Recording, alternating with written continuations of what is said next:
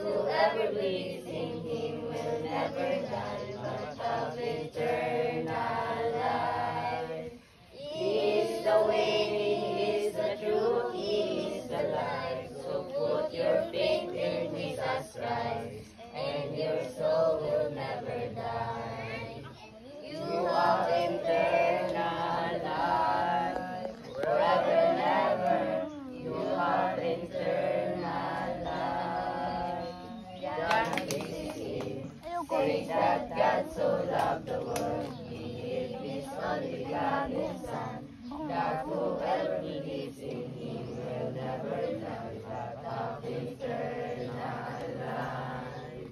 John 3:16 says that God so loved the world, he gave his only begotten Son, that whoever believes in him will never die, but have eternal life. He is the way, he is the truth, he is the life. And your soul will never die.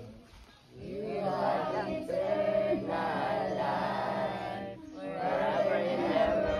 You have eternal life. John 3:16. Sapagkat ganyan lamang ang pag-ibig ng Diyos sa sangkatauhan. Kaya naman ibigay niya ang kanyang kahit sa isang anak, upang sinuman sumampalataya sa Kanya ay hindi mapahamak. kundi magkaroon ng buhay na walang hanggan. John 3:16. Say number 4. Jesus is